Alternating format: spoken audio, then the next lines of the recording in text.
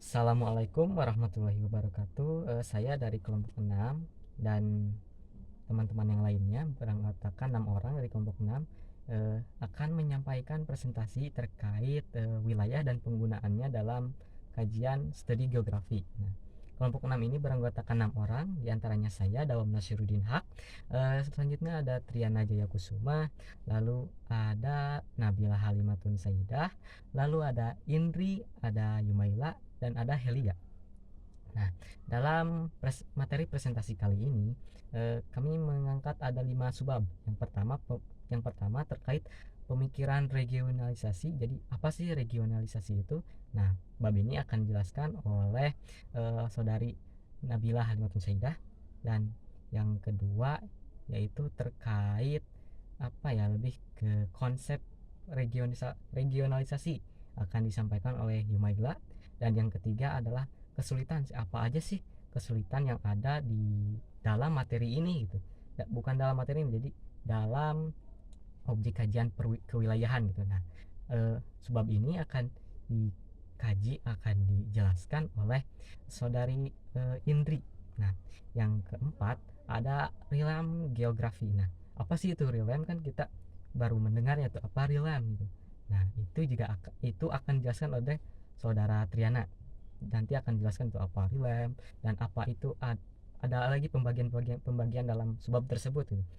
Nah, yang terakhir adalah terkait studi kasus dalam kewilayahan yang akan disampaikan oleh saudari Helia. Nah, mungkin tanpa berlama-lama lagi kita langsung menuju ke materi. Nah, sebelum kita ke materi, kita harus mengetahui dulu apa sih itu konsep wilayah, regional, dan juga geografi. Untuk geografi dan wilayah mungkin kita sudah tahu kan ya. Jadi kan regional itu suatu wilayah di permukaan bumi yang mempunyai ciri khas dan karakteristik. Nah, karakteristik yang dominan tersebut dijadikan sebuah apa ya, lebih ke dijadikan sebuah ciri, dijadikan sebuah pembeda antara wilayah lainnya. Jadi di suatu wilayah di permukaan bumi yang memiliki karakteristik dan pembedanya masing-masing yang mencolok, sehingga kita dapat apa ya, lebih ke mengenal suatu daerah dengan apa yang mencolok di daerah tersebut. Nah, biasanya itu adalah dikaitkan dengan regionalisasi atau wilayah. Nah, sedangkan geografi kita sudah tahu menurut IGI, Ikatan Geografi Indonesia, geografi yaitu sebuah persebaran dan perbedaan dan kesamaan suatu fenomena di permukaan bumi gitu. Jadi suatu kajian terkait apa sih persamaan dan perbedaan yang ada di permukaan bumi. Nah, mungkin sekian terkait apa sih konsep dari wilayah dan geografi. Baik, selanjutnya akan disampaikan oleh yang lainnya. Apa sih yang dimaksud dengan pemikiran regionalisasi?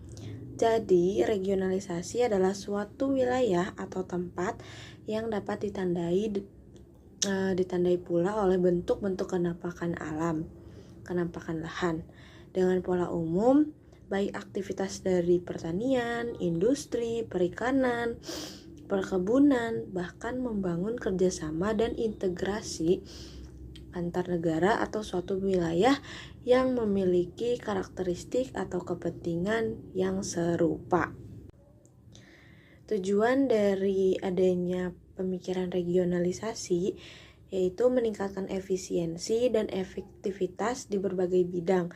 Jadi, mungkin secara singkat pemikiran regionalisasi dapat diartikan sebagai suatu bentuk respon terhadap globalisasi, di mana negara-negara atau wilayah tertentu mencoba untuk memperkuat posisi dalam kompetisi global dengan bekerja sama dan memanfaatkan potensi yang dimiliki dalam suatu wilayah atau kawasan, seperti perwilayahan yang berada di Amerika Serikat.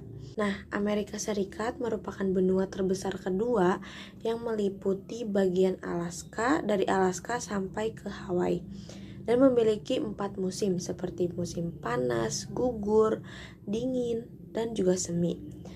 Tetapi karena negaranya yang begitu luas, jadi iklim Iklim yang berada di Amerika Serikat pun bervariasi dan terjadi perbedaan temperatur. Seperti musim panas dimulai dari bulan Juni hingga bulan Agustus. Sedangkan musim gugur dimulai dari bulan September sampai bulan November. Dan musim dingin dimulai dari bulan Desember hingga bulan Februari. Nah, dan yang terakhir, musim semi dimulai dari bulan Maret sampai bulan Mei. Konsep regional yang pertama, ruang. Ruang regional merupakan hal yang sangat penting dalam pembangunan wilayah. Konsep ruang mempunyai beberapa unsur, yaitu 1. Jarak, 2. Lokasi, 3. Bentuk, 4. Ukuran. Konsep ruang juga sangat berkaitan erat dengan waktu karena pemanfaatan bumi dan segala kekayaan membutuhkan organisasi atau pengaturan ruang dan waktu. Yang kedua, wilayah. Wilayah atau region didefinisikan sebagai suatu unit di geografi yang dibatasi oleh kriteria tertentu dan bagian-bagiannya tergantung secara internal. Wilayah dapat dibagi menjadi 4, yaitu 1. Wilayah homogen, 2. Wilayah nodal, 3. Wilayah perencanaan, 4. Wilayah administratif. Yang pertama itu wilayah homogen, yaitu wilayah yang dipandang dari aspek atau kriteria mempunyai sifat-sifat atau ciri-ciri yang relatif sama. Sifat-sifat atau ciri-ciri kehomogenan ini misalnya dalam hal ekonomi atau seperti daerah dengan struktur, produksi, dan konsumsi yang homogen, daerah dengan tingkat pendapatan rendah atau miskin. Yang kedua, wilayah nodal. Wilayah nodal adalah wilayah yang secara fungsional mempunyai ketergantungan antara pusat atau inti dan daerah belakangnya interland. Tingkat ketergantungan ini dapat dilihat dari arus penduduk, faktor produksi, barang dan jasa ataupun komunikasi dan transportasi. Yang ketiga, wilayah administratif adalah wilayah yang batas-batasnya ditentukan berdasarkan kepentingan administrasi, pemerintah atau politik, seperti provinsi, kabupaten, kecamatan, desa atau kelurahan, dan RT RW. Dan yang keempat, wilayah perencanaan. Mendefinisikan wilayah perencanaan atau planning region atau programming region sebagai wilayah yang memperlihatkan koherensi atau kesatuan keputusan-keputusan ekonomi. Assalamualaikum warahmatullahi wabarakatuh. Perkenalkan, nama saya Ingrid Triasana, NPM 222170088. Di sini saya akan menjelaskan sedikit tentang kesulitan-kesulitan dan penerapan dalam pendekatan wilayah. Kesulitan pertama dalam studi wilayah adalah penentu deskripsi yang diinginkan. Kadang-kadang hanya berupa daftar inventarisasi. Perlu diingat bahwa pendekatan regional adalah semata-mata pendekatan. Pendekatan regional bukan suatu teori atau hukum. Pendekatan regional adalah suatu metode untuk mengkategorikan atau menyusun ide-ide tentang tempat. Ketika kita melakukan suatu studi wilayah, maka kita akan terjerumus ke dalam kebangun deskripsi murni, seperti hanya berupa daftar pendataan karakteristik secara sederhana wilayah tersebut. Oleh sebab itu, kadang-kadang perlu memberdayakan para peneliti tentang pemikiran bahwa dia harus bertugas menyempurnakan studi wilayah tersebut, baik dalam keutuhannya maupun analisisnya. Nah, dimungkinkan deskripsi dibutuhkan sebelum melakukan analisis, tetapi sebaiknya keduanya dilakukan dalam studi wilayah yang benar. Kesulitan yang kedua dalam melakukan studi wilayah adalah analisa wilayah yang dipilih tentang ukuran kedetailannya yang ditampilkan. Jika wilayah sedemikian umum, maka akan hilang maknanya. Sebaliknya, bila sedemikian detail, maka akan hilang gambar umumnya. Hal inilah yang harus dipertimbangkan bila kita melakukan studi wilayah. Salah satu strategi adalah menciptakan sub-sub wilayah di dalam suatu wilayah, tetapi bila berlebihan akan menimbulkan kerancauan logika dan pengorganisasiannya. Kesulitan yang ketiga, bila penerapannya tidak tepat, maka metode regional bisa disalahgunakan untuk kepentingan politik. Pendekatan regional telah digunakan oleh ahli-ahli ilmu pengetahuan sosial khususnya tahun 1930 sampai 1960. Selanjutnya diikuti oleh ahli-ahli politik untuk merasionalisasikan isu-isu politik. Tetapi adanya wilayah yang diciptakan oleh ahli politik akan membahayakan dan terjadi penyalahgunaan metode-metode regional khususnya untuk tujuan bagi kepentingan kelompok-kelompok dan gerakan-gerakan politik tertentu. Di sini saya akan menjelaskan tentang realm geografi. Yang pertama, saya akan menjelaskan tentang pengertian apa itu realm geografi. Realm geografik adalah satuan keruangan yang paling luas dan digunakan sebagai alat untuk membagi bumi ini. Realm geografi ini dibagi lagi menjadi satuan keruangan yang lebih sempit yang disebut dengan region geografik. Region geografik dibagi lagi menjadi negara. Negara terdiri dari provinsi dan seterusnya sampai pada ukuran keruangan terkecil, yakni locality. Yang kedua, kriteria realm geografik. Yang pertama, realm geografik merupakan kesatuan keruangan terbesar dari dunia sebagai tempat tinggal manusia dan kriteria yang ditetapkan untuk dasar regionalisasi didasarkan pada kenampakan fisik atau kemanusiaan atau kedua-duanya. Yang kedua, realm geografik merupakan hasil interaksi antara lingkungan alam dan manusia sebagai suatu interaksi fungsional yang ditunjukkan pada wilayah pertanian, pertambangan, pelabuhan, dan jalan raya, serta bendungan, desa, kota, dan kenampakan lainnya yang terekam dalam bentang alam. Menurut kriteria di atas, Antartika bukan termasuk dalam realm geografik. Yang ketiga, realm geografik harus mencerminkan definisi yang bersifat komprehensif dan mencakup pengelompokan penyebaran umat manusia di dunia. Yang selanjutnya, beberapa realm geografik bertemu dengan realm geografik di sekitarnya, maka terbentuklah sebuah zona yang disebut zona transisi. Realm geografik selalu berubah sepanjang waktu. Menurut Deblis pada tahun 1997 menggunakan kerangka global dalam regionalisasi penentuan realm geografik di dunia.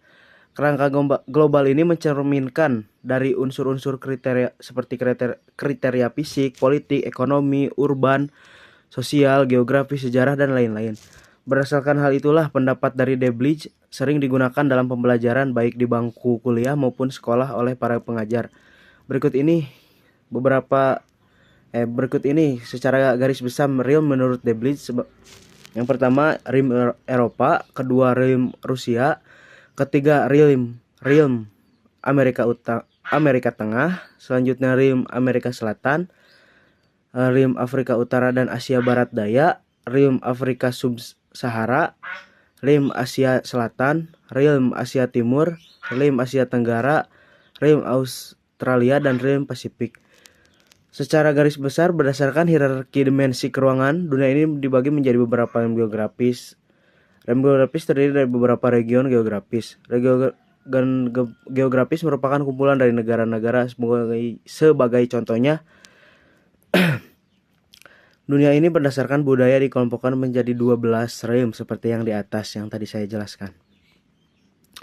Misalnya kita sudah mengetahui realm Asia Tenggara, selanjutnya Anda ingin mengetahui region geografisnya, maka Asia Tenggara terdiri dari dua, yaitu region mainland. Region geografis mainland terdiri dari negara seperti Vietnam, Kamboja, Laos, Myanmar, dan Thailand. Yang selanjutnya ada region insuler. Nah, region insuler sendiri meliputi Indonesia, Malaysia, Singapura, Filipina, dan Timor Leste. Demikian mungkin contoh dari hierarki keruangan dalam perspektif geografi regional di dunia. Dalam setiap dari 12 realm geografis yang ada, banyak daerah yang berbeda dan beberapa alam mungkin memiliki daerah yang lebih dari daerah yang lainnya. Daerah didefinisikan sebagai area yang lebih kecil dalam wilayah yang memiliki karakteristik serupa